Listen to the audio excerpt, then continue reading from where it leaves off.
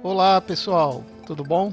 Aqui quem vos fala é Adriano Queiroz Sobrinho, também conhecido no mundo da tecnologia como Panda Titã, e tenho um birô de serviço chamado Panda Titã Informática. Eu venho hoje, através desse podcast, que é o meu primeiro podcast, feito aqui para os grupos, não só de tecnologia, mas grupos também de amizade que a gente tem aí pelas redes sociais e internet, falar sobre o meu meio século de aniversário. Hoje, com o lançamento especial desse primeiro podcast, faço 50 anos de idade e tenho 40 anos de carreira de utilização de tecnologia de computadores e as suas coisas pertinentes, como programação e tudo mais. E nada melhor do que eu aproveitar esse podcast no tempo hábil possível, explicar toda a minha vida e contar como foi a minha aventura de chegar aos 50 anos de idade e ter 40 anos já de utilização de tecnologia. É bom que muitos que vão ouvir aí vão poder ter uma ideia do que é trilhar tanto tempo usando tecnologia voltada para computadores, ok? Bom, tudo começa com o meu nascimento, já que são 50 anos e estamos em 2020, começa com o meu nascimento em 1970. Muitos sabem que naquela época, em 1970, foi o boom da grande tecnologia voltada para silício. Tanto que os primeiros microprocessadores já em tamanhos de escala VLS e VLSI começaram a ser reduzidos e a Intel estava começando a lançar na época seus primeiros microprocessadores da série 4000, 4001, 4002, até que no futuro chegar ao primeiro PC que muitos estariam utilizando.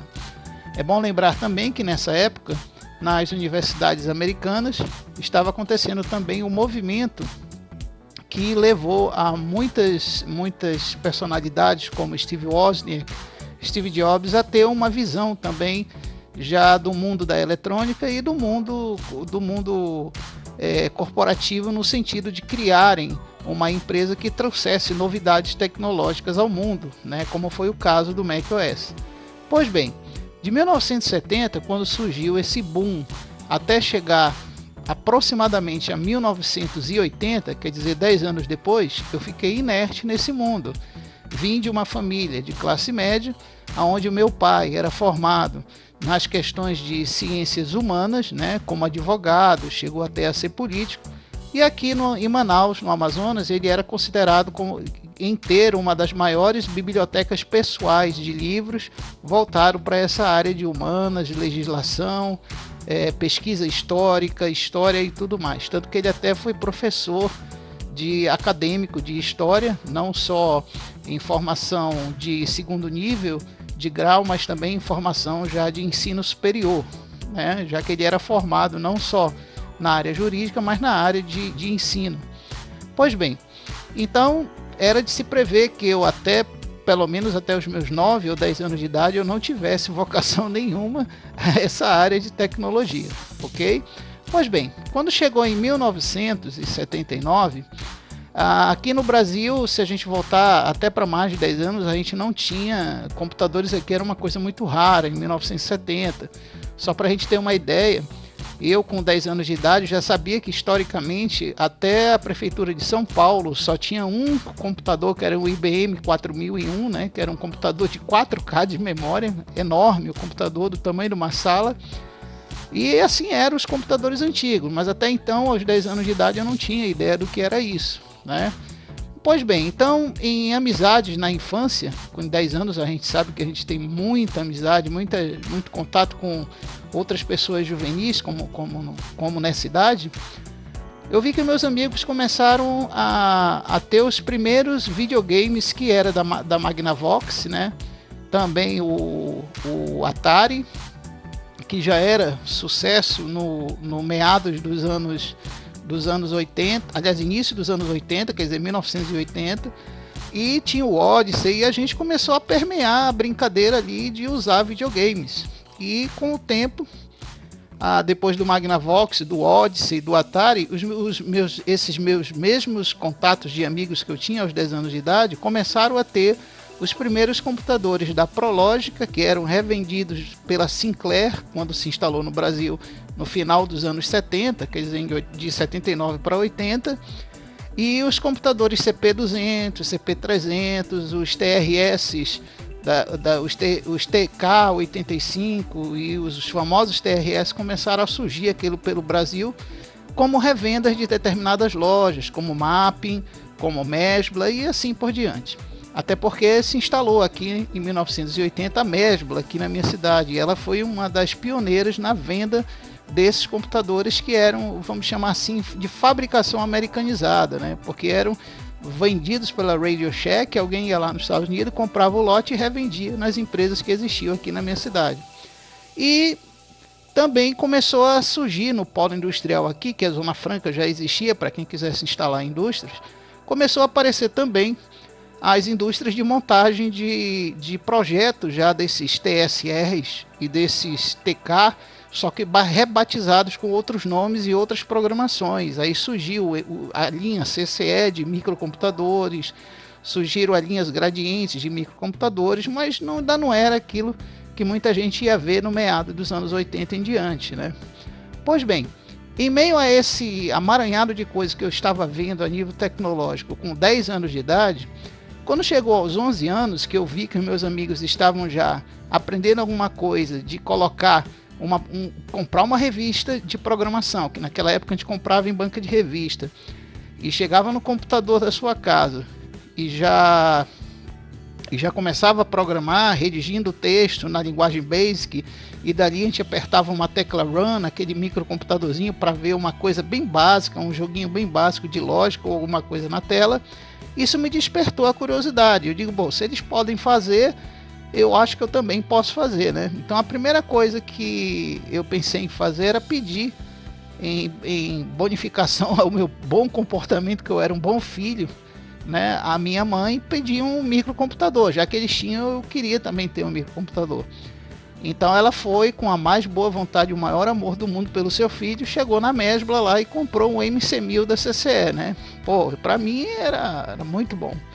Então naquela época eu com o MC1000 na mão, vi uns 3 manuais grossos ensinando até a linguagem BASIC, como utilizar, e era o que a gente podia fazer na época, ligar o computador, tinha um promptzinho lá, a gente dava um load BASIC e saía redigindo códigos e códigos de programas que a gente comprava na banca de revista. Naquela época não tinha a internet que tinha hoje, então a gente tinha uma certa dificuldade de achar programas, então a gente corria para a banca de revista, comprava o programa e começava a redigir ali no MC1000 da CCE, correto? Bom, então a gente... Só que tinha um problema, que naquela época a gente não tinha como salvar os nossos dados, então como mídia de armazenamento era um negócio complicado, eu utilizando entre 10 e 11 anos de idade, eu tinha que salvar aquilo em cassete. Então a gente tinha uns cassetezinhos que a gente botava naqueles gravadores, ligava com o cabo P2 numa entrada e saída de P2 que tinha lá do ladinho daquele microcomputador bem pequenininho.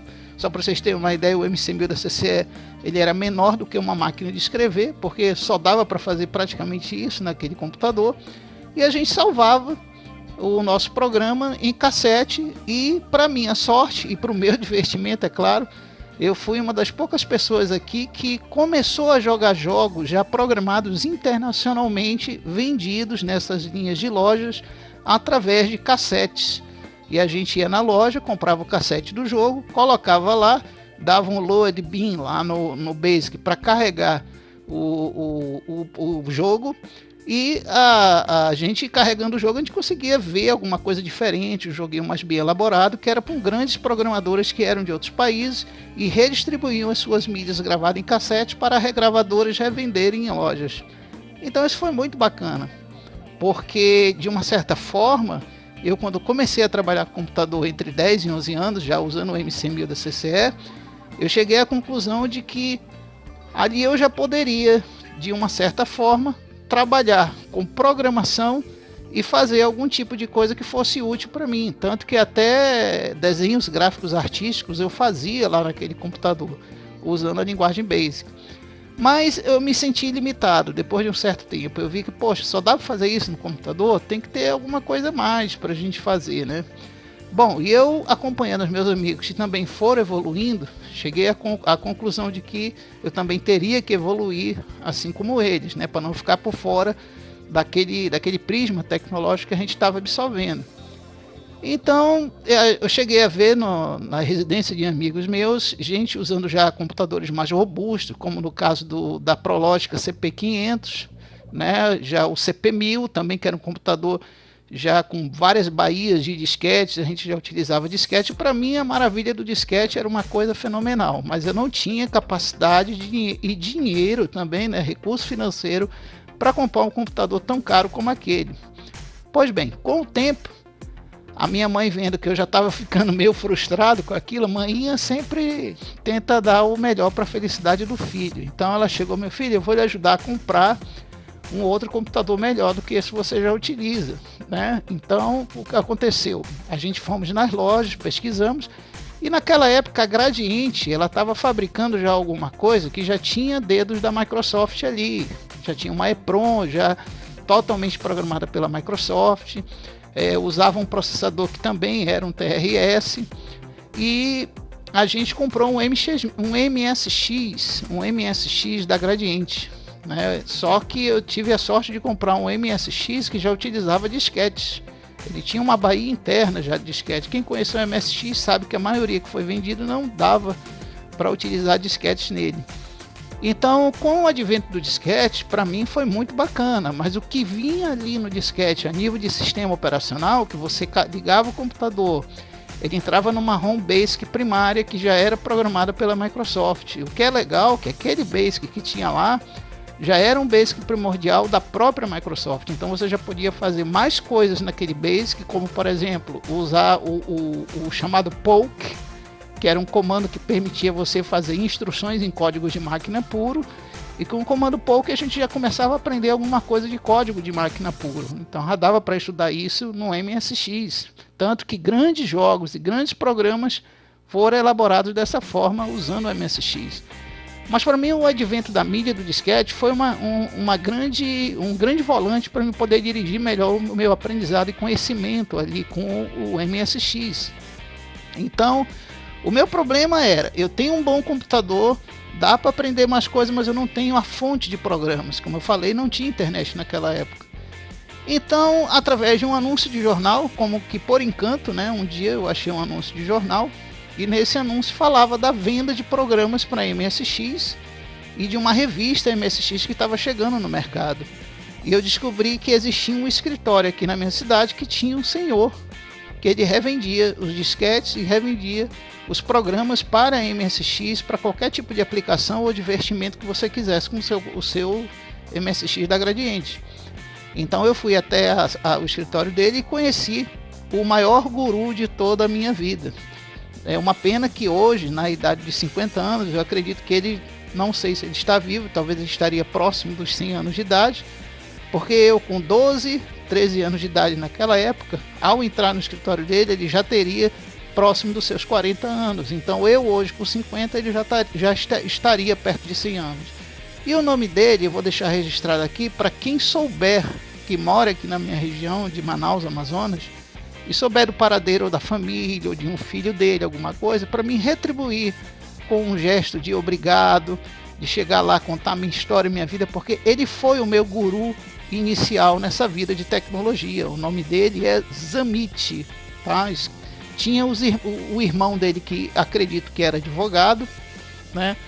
Também com o sobrenome Zamit, mas Zamit era o primeiro nome desse que eu conheci. Então ele me ajudou muito a comprar programas para MSX, ambiente de programação. Comecei a programar Assembly já naquela época. Eu com 13 anos de idade, bem dizer, eu estava programando em Assembly utilizando o MSX, e para mim foi muito bom, porque eu passei já naquela época, com 13 anos de idade, a entender o verdadeiro funcionamento dos processadores, endereçamento de RAM, overflow e tudo mais, ponteiro de hardware, de indexação de memória e tudo mais, né? Movimento de registro e tudo mais.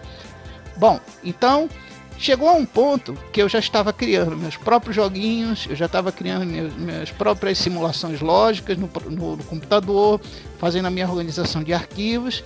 Foi a partir então dos 13 anos de idade que eu vi a oportunidade de eu começar ali com aquele MSX, começar a ganhar dinheiro. Por quê?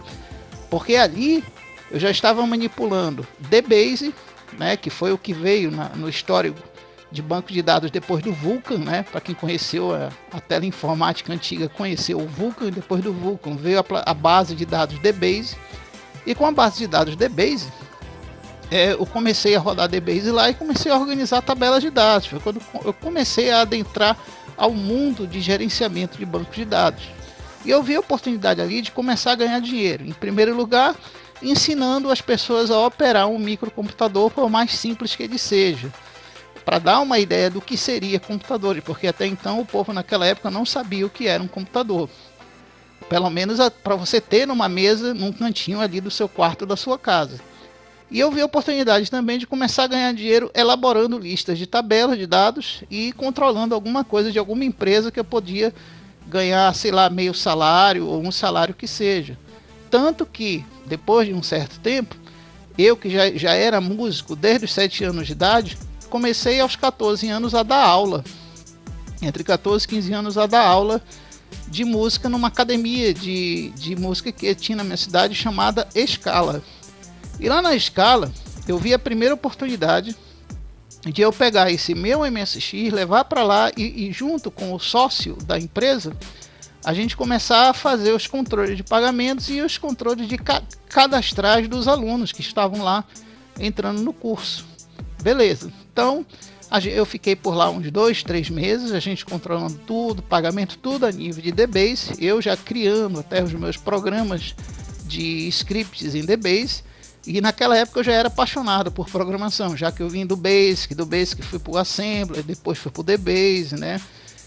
Beleza, então chegou uma hora que eu saí da Scala e voltei para a casa de meu pai. Até então, quando eu estava com 15 anos de idade, eu não via a possibilidade de eu sair do meu quarto, do computador, e montar uma coisa maior para mim ganhar dinheiro. Até porque eu ainda era músico, então eu tinha uma vida mais noturna de música, ganhava um certo trocado, mas não era coisa para dizer assim, vou juntar dinheiro para comprar outros computadores. Passando esse tempo, o que é que eu fiz? Eu pensei, não, eu vou ter que comprar um computador melhor, queira ou não queira. Então eu pensei, eu vou vender a coisa que eu mais gostava na época, que era a minha guitarra. Vendi minha guitarra, comprei o meu primeiro PC, que foi da importadora Oliveira aqui da minha cidade, que era uma das empresas que mais vendia os PCs que não eram chineses, não eram clones chineses nem dos tigres asiáticos, eram computadores americanos. E o meu primeiro PC, para minha sorte, ele já era um processador 8086, certo? Não era um 286, mas já era um 86, e ele era um 86 híbrido. Ele era tanto AT como XT, quer dizer, ele era um computador que ele tinha 2 microprocessadores e um coprocessador para atender um dos 2 microprocessadores. Então ele era um computador meio híbrido. Esse computador, infelizmente, não rodava sistemas operacionais gráficos, ele rodava MS-DOS. E através da MS-DOS eu comecei a ir para grupos de pessoas que usavam também PCs, e a gente trocava cópias de disquete. A gente pegava o sistema de um, copiava para o outro, experimentava um programa tal, programa de geografia, programa de ensino disso, programa de DBase também na época. Então para mim foi ótimo, porque eu adquiri muito conhecimento com essa troca de mídias, já que eu não tinha facilidade de ter gente que tivesse as mídias de disquete e tivesse os programas para fazer a troca. Nesse tempo, com 15 anos, eu fiz muita amizade nesse ambiente aí, dessas situações que eu estava passando. Para minha sorte da vida, aos 15 anos de idade, o nosso telefone da nossa casa tocou, e um grupo de uma empresa de fora que se estabeleceu no Rio de Janeiro estava montando uma grande escola e academia de telecomunicação e informática aqui em Manaus. Se chama Grupo Data Center do Brasil. Talvez quem seja aí carioca, lá do Rio de Janeiro, e esteja ouvindo aí o áudio, deve lembrar bem dessa grande escola, desse grande grupo que tem lá no Rio de Janeiro. Acredito que tem até hoje, mas talvez esteja seguido um outro ramo e não de ensino primordial de computadores e programação. Então o Grupo Data Center do Brasil se instalou aqui justamente para isso, para abrir uma escola que tivesse um diferencial de ensino para quem tivesse paixão por aprender coisas a nível já mais complexo de tecnologia. E eu vi aquilo como se fosse sorteio. Ligaram para nossa casa, disseram que o nosso número foi sorteado e a gente ia ter um desconto de bolsa de estudo. Bom, eu já sabia que isso era marketing, lógico. Chegando lá com a minha mãe, por ironia da situação, a minha mãe chegou com a orientadora que estava recebendo o pessoal que foi sorteado e disse: minha senhora, veja um curso para esse rapaz aí para ver se ele aprimora o conhecimento dele, porque ele tem dificuldade de aprender. Ora, minha mãe dizendo que eu tinha dificuldade de aprender. Então, beleza. Mal sabia ela que eu cheguei onde eu cheguei 50 anos depois. Bom, aliás, 35 anos depois. Bom, então, o que aconteceu? Eu fiz o curso, o nosso curso envolveu conceitos durante 2 anos, o curso durou 2 anos, e envolveu conceitos que se alguém hoje fosse fazer uma faculdade de 20 anos atrás de analista de processamento de dados, é exatamente esse o curso que eu fiz lá. Mas o mais interessante é que ele não era um curso de nível superior, era um curso de nível técnico, mas tinha os mesmos preceitos e conteúdo de qualquer nível superior de processamento de dados, de analista de sistemas que tinha na época. Tanto que na época que eu tinha 15, 16 anos de idade, era só o que se tinha nas universidades aí do país, era analista de sistema ou analista de processamento de dados. Você tinha coisas voltadas para eletrônica, mas não voltadas diretamente para teleinformática.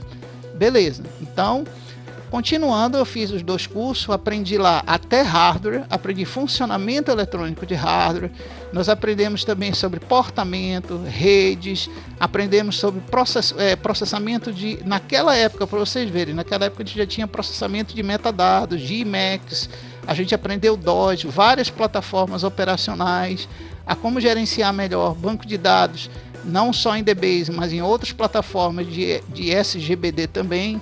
Aprendemos a ideia do que seria um CRUD em programação. Então foi muito bom. Nós aprendemos lá, só para vocês terem uma ideia, aprendemos Basic, aprendemos Clipper, aprendemos o GW Basic, que tinha mais recursos do que os Basics tradicionais que vinham gravados nas EPROMs dos outros computadores, e aprendemos COBOL, que estava em ascensão na época, né? COBOL era o melhor gerenciamento de bancos de dados para a rede que existia na época.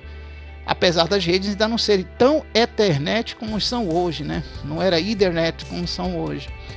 Bom, então eu saí de lá formado, já preparado para pegar qualquer estrutura de dados de uma empresa ou de um negócio e adaptar aquilo, não só em banco de dados, mas a nível de programação e automação para um computador.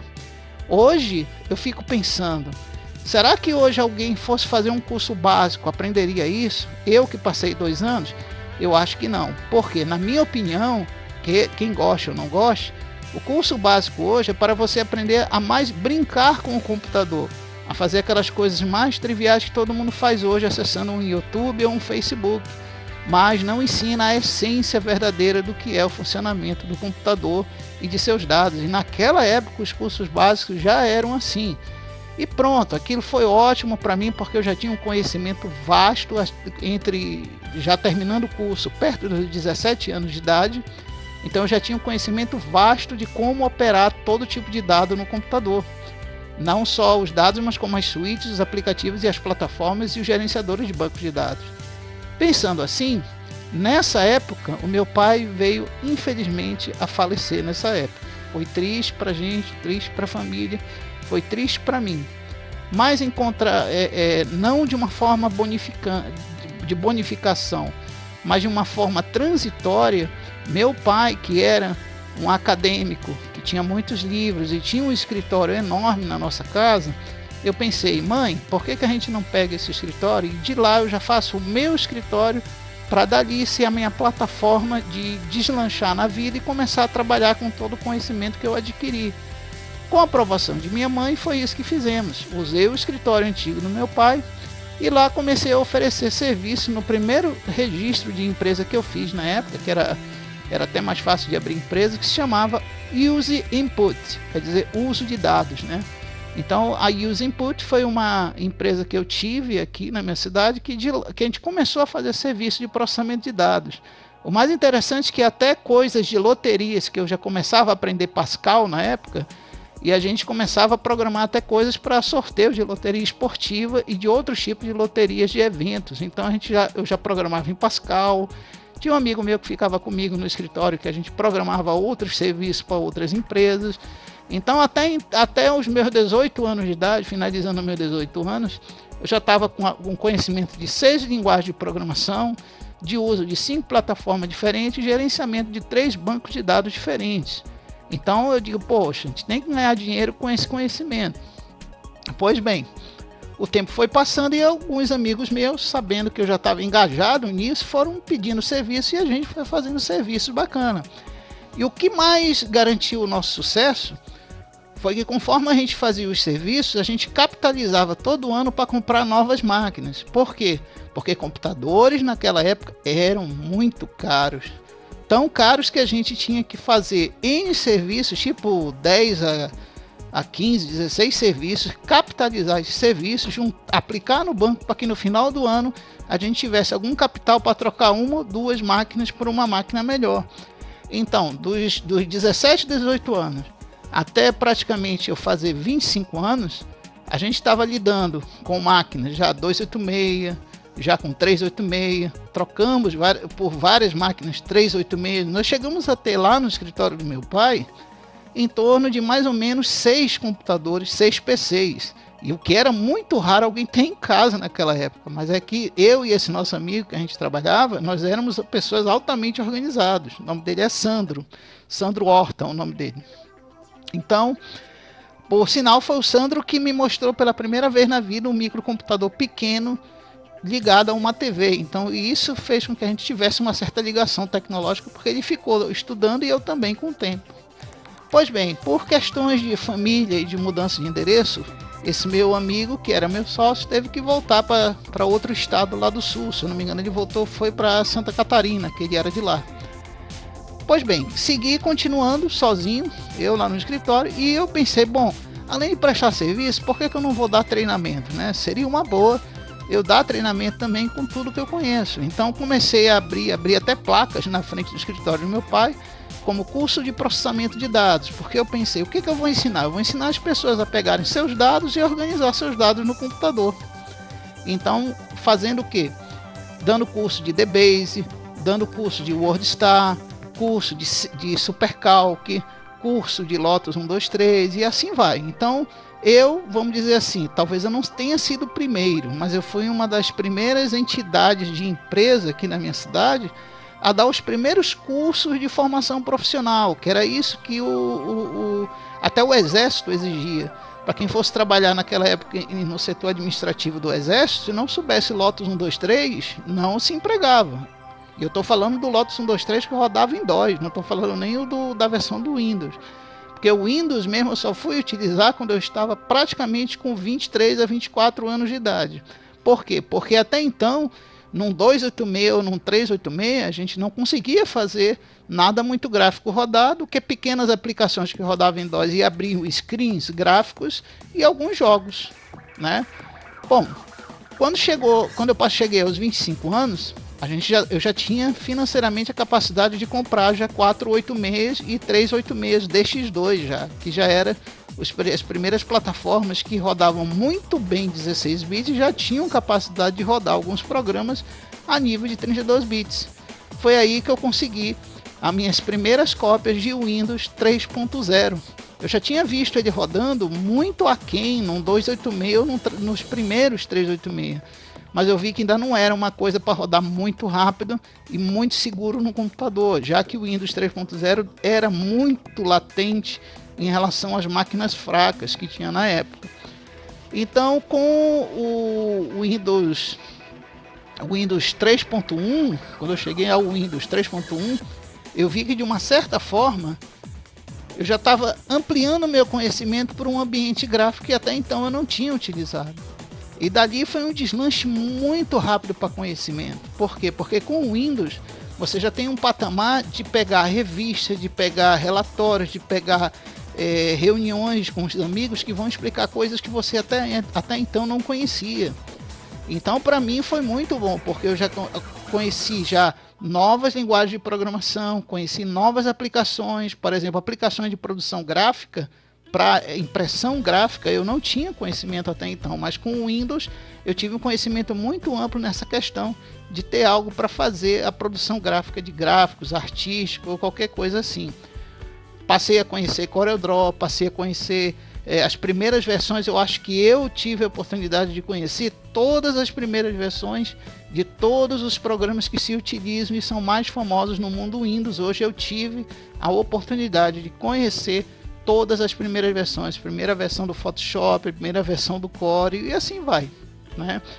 Bom, passando o tempo, eu já tinha a capacidade de trabalhar, dar treinamento, fazer produção gráfica e me capitalizar para ir trocando cada vez mais os equipamentos para equipamentos melhores. Talvez o meu erro que eu tenha cometido até então, chegando próximo dos 28 anos de idade, seria o erro de ainda não ter implementado uma aplicabilidade física de rede com os meus computadores. Até então eu era quase um noob em redes, o que eu conhecia era muito pouco. Pra você ter uma ideia, a comunicação via modem de um computador era o máximo que eu sabia de rede naquela época. E quando eu cheguei perto dos 30 anos, a internet já era novidade, né? As companhias telefônicas aqui, eu chegando aos 30 anos, já tinham a capacidade de fornecer o serviço da IWAP. Outras empresas de você se comunicar pela linha telefônica para entrar na rede deles e da rede deles você já acessar algumas coisas que era da BBS, que era da antiga BBS e outras redes parecidas, e já tinha capacidade até de navegar com o Mosaic, que foi um dos primeiros e melhores navegadores de internet da época. Então, até então, os 30 anos de idade, 29 a 30 anos, eu era um noob de rede, eu não tinha muito conhecimento de rede. Mas com o advento de internet, eu já comecei a focar numa outra coisa relacionada à rede. Certo? E o mais interessante é que, permeando paralelamente a essa questão de rede, a gente sabe que nessa minha idade já estava começando o Linus Torvald ali do outro lado do mundo, lá em Helsinki, na Finlândia.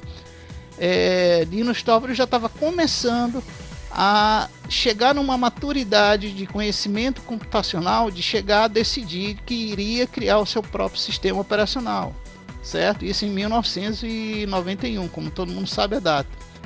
Pois bem, nessa época já de 80, 91, eu já estava com 22 anos de idade praticamente. E eu já tinha ouvido falar de Linux, mas não liguei muito para isso, tá? Porque todo mundo sabe que Linux, só 2 ou 3 anos depois é que começou a se tornar mais conhecido no mundo inteiro como uma opção operacional a plataforma do kernel e da utilização do que se pode fazer em cima do kernel. Pois bem, até então não liguei, deixei passar 8 anos aí de Linux até eu chegar aos 30 anos de idade. Muito bem, então eu com 30 anos já tinha consolidado como profissional na área, que todo mundo me conhecia aqui, e eu estava começando a adentrar no mundo da internet. E quando eu adentrei no mundo da internet, eu comecei mais a vender serviços para fazer na internet do que próprias redes de internet em si, certo? Até porque eu sabia o quanto a internet era útil, que se poderia extrair dela, mas eu não sabia como criar um provedor de internet, né? Muito bem, o mais interessante é que isso veio criar comigo muito depois na era do Linux, mas não agora não com os 30 anos de idade na era do Windows em si. Pois bem, então passando os 30 anos de idade, eu comecei a focar em serviços para a internet e comecei a montar as primeiras redes locais de pequenos escritórios de 3, 4 máquinas que pudessem fazer um serviço de escada e fazer a conexão, o compartilhamento daquela conexão com as outras redes. Por quê? Porque já era o advento do Windows 95, que foi lançado em 1995. Então, quer dizer, com 35 anos, eu estava manipulando o Windows já para implantação de redes locais, no Windows 95, posteriormente no Windows 98 e daí por diante. Então, rede local para mim, até antes um pouco do Windows 98, eu já estava dominando, vamos dizer, a parte de projeto e aplicação lógica da rede em si, né? Bom, Aí eu comecei a ganhar clientes de manutenção, que eram aqueles clientes que eu dava suporte já indo na empresa, fazendo roteamento, compartilhamento de conexões e tudo mais. Mas lembrando que até então tudo era discado, né? A gente não tinha uma internet com já pelo menos frequenciada como foi a da Vivax no Brasil e outras, né?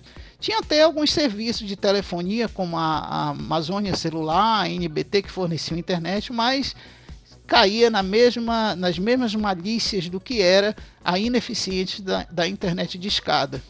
Pois bem, quando eu comecei então, depois desse tempo, a ter a oportunidade de ter no meu escritório a primeira internet ou serviço de fibra ótica passando pelos circuitos da minha cidade e chegando até o meu escritório, que foi a antiga Horizon, né, que depois virou Vivax e assim por diante, chegando à NET, é claro, de hoje, eu vi a oportunidade de ter essa internet lá e, além da internet, eu disponibilizar serviços online, já não mais serviços locais de internet, mas sim serviços online, que eu pudesse fazer hospedagem, backups e outras coisas com meus clientes de maneira online. Foi aí então que eu comecei a ganhar dinheiro de verdade e começar a juntar dinheiro de verdade, quer dizer, dava para sustentar-se, gastar e juntar dinheiro de verdade.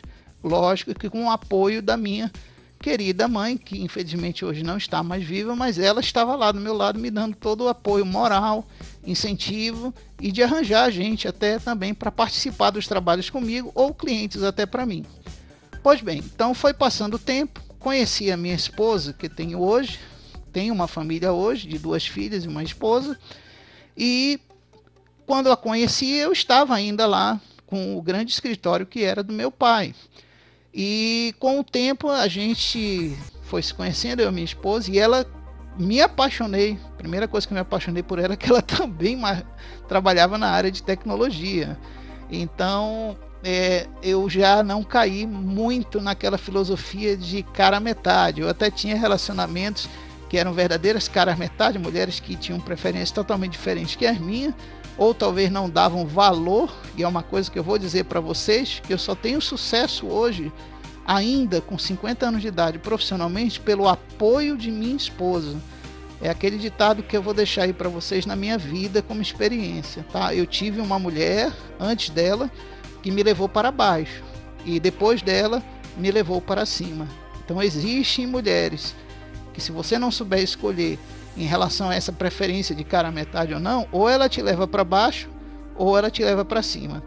Então, eu encontrando a minha alma gêmea, que gostava das mesmas predileções que eu gostava de tecnologia, era formada numa uma das maiores escolas de nível técnico superior de tecnologia hoje da minha região, que é a antiga chamada ETFA, né, Escola Técnica do Amazonas, e hoje tem outro nome, né, que é já um nome a nível federal, que já tem o superior lá, além de técnico. Então, ela me ajudou muito. Por quê? Porque na área de redes de telefonia, ela começou a se especializar e eu também acompanhei ela nessa questão, o que me ajudou muito a largar de vez a internet por telefone, por linha telefônica, por dial-up, e passar a utilizar somente a internet de fibra ótica. Feito esse momento com ela, a gente começou a progredir, ganhar novos serviços e, infelizmente, nessa época, logo que eu me casei com ela, 2 anos depois, a minha querida e amada mãe veio a falecer. E ela falecendo, a gente tinha que fazer o espólio de toda a família, tinha que fazer também a divisão de bens, que ela ainda retinha, e a gente teve que obrigatoriamente vender a casa dela, que era a casa do meu escritório, e eu, estando casado, eu teria que sair de lá e montar o meu escritório e meu birô de serviços em outro local. Mas é como eu falei para vocês, como eu já tive a capacidade de trabalhar bem nessa área de multisserviços, de birô de multisserviços, e fazer a capitalização de renda do que eu ganhava, eu tinha umas certas economias que daria para vender meu apartamento que eu tinha quando casado, juntar com as economias e comprar um prédio que hoje estou morando. E esse prédio de 4 andares, a gente faz 2 andares, a empresa, laboratório, sala de aula, birô de serviços, atendimento ao público, cybercafé, e no restante do prédio é a nossa moradia que a gente fica. Então, pelo menos do aluguel do vilão do aluguel eu consegui me livrar no futuro que eu tive. Bom, então de lá para cá, o que aconteceu? Aconteceu um grande advento na minha vida. Trabalhando ainda com os mesmos serviços, eu passei a conhecer o Linux. Agora, o Linux foi uma coisa até interessante. Eu ouvia muito falar, eu via a gente usar o Kurumin, que foi um dos primeiros Linux que mais teve sucesso no Brasil, do Marimoto. E até antes eu conhecia o Conectiva, mas o que eu sabia de Conectiva era só para manipulação de rede dos clientes que eu tinha, já que o Conectiva, o foco dele era a questão de manipulação de rede, não mais tanto para computação pessoal. Então o que aconteceu? Com o Kurumin, eu vendo o avanço do Kurumin nas preferências de lojistas que já vendiam máquinas com ele, amigos e clientes meus que utilizavam o Kurumin, eu fiquei com uma pulga atrás da orelha. Eu disse, será que isso presta mesmo? Será que esse sistema presta? E isso já estava passando, veja que desde aquela época que eu citei, que foi o lançamento do Linux em 1991, com Linus Torvalds, já havia se passado praticamente mais de 10 anos, quando o Kurumin se estabeleceu aqui. Beleza, o que aconteceu é que numa aula que eu estava dando sobre tecnologias voltadas para servidores Windows, uma aluna, junto com uma outra aluna que eu tinha na turma, chegou comigo e falou, professor, por que o senhor não estuda Linux e faz um curso? Porque isso aí vai ser parte do futuro daqui mais ou menos 2010 em diante, né? Aí eu disse para ela, mas por que eu vou ter que aprender isso, já que é tão pouco utilizado? Ela disse, é porque você não conhece. Aí eu teimando com ela, o nome dela é até Priscila, se ela puder ouvir esse áudio, acredito que ela esteja trabalhando no Tribunal de Justiça aqui no Amazonas, na parte de redes, que lá tem servidores Linux. Mas se ela tiver ouvindo esse áudio, eu já deixo logo um forte abraço para ela aí, porque foi ela que me convenceu a estudar Linux, porque ela me provou, usando um simples netbook, que na época rodava, se eu não me engano, o Ubuntu era a versão 6 ou 8, ela conseguia fazer coisas lá, mostrando para mim em comandos e pela interface gráfica do Ubuntu, que ela conseguia fazer coisas que para mim no Windows eu tinha que instalar muita coisa para fazer e lá já estava tudo pronto. Então eu fiquei maravilhado com aquilo e um ano depois eu caí de cabeça em cima. Isso eu já estava aproximadamente já com 38 anos de idade. Caí de cabeça em cima, 37, 38, caí de cabeça em cima e fui estudando o Kurumin, aprendendo a usar o Kurumin. Depois disso veio o Kurumin com K, com aquela interface KDE antiga, que para mim é uma das melhores interfaces KDE que existe, que já existiu, né, que tinha os ícones mágicos, que muita gente que mexe com Linux aí conhece. Quem é antigo, das antigas Linux conhece os ícones mágicos. E de lá a tendência foi só ir aprendendo de forma... No início foi um pouco mais lento, porque a gente não tinha muito material na internet ainda disponível de Linux. Só para você ter uma ideia, nos fóruns de internet a gente só tinha 1 ou 2 fóruns. Hoje não, hoje a gente acha milhões de coisas, fóruns, com a comunicação de hoje, a Telegram, o WhatsApp, tem muita gente aí usando Linux, compartilhando conhecimento. Mas naquela época não tinha, né?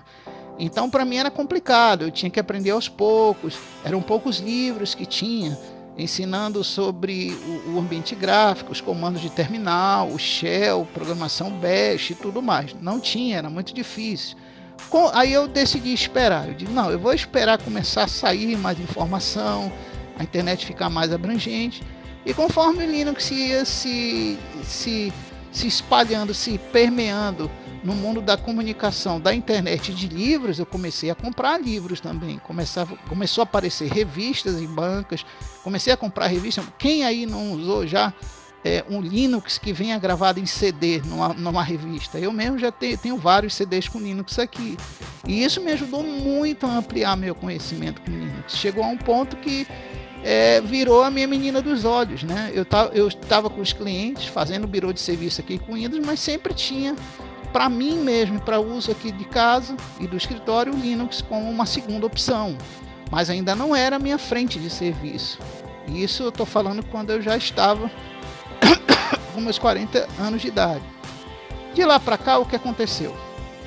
A gente viu que o XP foi o sistema operacional da Microsoft que mais ficou tempo aí em suporte. Todo mundo sabe que foram mais de 20 anos de suporte. E o XP para mim era a minha menina dos olhos. Eu nunca iria trocar o Linux pelo XP, apesar de eu já ter conhecimento Linux nos últimos anos de vida do XP. Pois bem, o que aconteceu? Do XP todo mundo sabe o desastre que foi o Windows Vista até chegar na transição do Windows 7 já com o Service Pack 2. Então houve muito desastre, muitas máquinas que não suportavam. O Windows Vista todo mundo sabe, eu reconheci na época que o Windows Vista era uma coisa que eu não podia trabalhar direito com ele, porque ele tinha um suporte que não era bem moldado, era infindável, e chegava a um ponto que nada funcionava direito nele ou de forma estável. Então eu disse, não, então agora eu vou partir como front da empresa com Linux.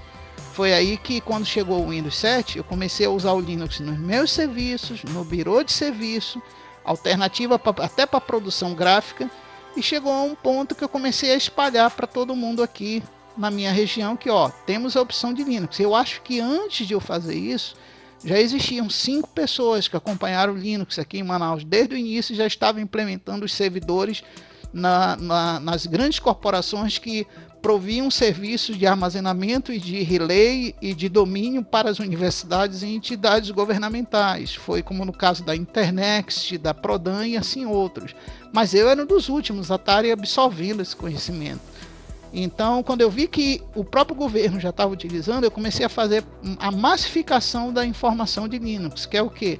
Mostrar que Linux é capaz de fazer isso, é capaz de fazer aquilo, que dá para substituir tranquilo algum tipo de trabalho que você faz, a nível de programação, seja com IDE, sem IDE, visual ou não visual, ou raiz, dá para você fazer no Linux também. E até então, eu nessa idade, eu já tinha absorvido outras linguagens de programações, como Visual Studio, já tinha aprendido Delphi, o Pascal Visual, Lazarus, e eu vi que tudo isso dava para fazer também no Linux. Então eu cheguei a um ponto de que eu comecei a trocar meus serviços, comecei a trocar até os cursos que eu fazia aqui já voltados para Linux. Foi quando eu, através de todo esse conhecimento da massificação de informações do Linux, eu consegui fazer uma certificação, e com a certificação eu pensei, bom, já que eu consegui fazer no meu método específico de aprendizado, então eu vou abrir cursos para que eu também ensine as pessoas a tirarem a certificação delas. E é isso hoje, um dos principais cursos que eu tenho hoje, já perto de 50 anos de idade, aqui no meu birô de serviços. É justamente o treinamento para profissionalização do Linux e para quem quiser sair do mundo Windows, como dizia Stallman e outros, né? Aliás, como um grande amigo meu, que é o Blau, falou, como o Mad Dog diz, quem não conhece aí o Mad Dog, né? Falou que o problema do Windows e do software proprietário é que ele escraviza você. Então eu aprendi, através de alguns amigos recentes que eu fiz, de certas comunidades, que a filosofia do software livre ela se aplica muito bem ao mundo Linux, apesar de ter algumas divergências da época, que foi o paraíso do software livre, e hoje tem algumas divergências, mas o Linux ele permeia bem essa área aí de software livre. Então eu senti que eu posso ter hoje uma liberdade de escolha, de trabalhar com alguns com Windows, de trabalhar com alguns com Linux, servidores Windows, servidores Linux, até alinhar esses dois mundos entre si e tirar vantagem para poder ganhar a vida, sustentar minha família, meu negócio, minhas coisas, minha saúde, porque afinal com 50 anos a saúde já custeia um pouco, né, para mantê-la, e assim vai. E hoje, para resumir, eu só tenho a dizer uma coisa, que durante todo esse percurso da minha vida, eu queria agradecer a grandes amigos, como eu falei no início desse grande podcast da minha vida, dos 40 anos, que infelizmente eu não consegui reencontrar o meu guru inicial de carreira tecnológica, que é aquele Zamit que eu falei para vocês. Mas eu aprendi, através da falta de reencontrar ele, de agradecer de todo o incentivo que ele me deu no início, agradecer por eu hoje, com essa idade, eu ainda estar trabalhando na área, com Windows, Linux, e fazer grandes amigos que eu fiz no último ano para cá.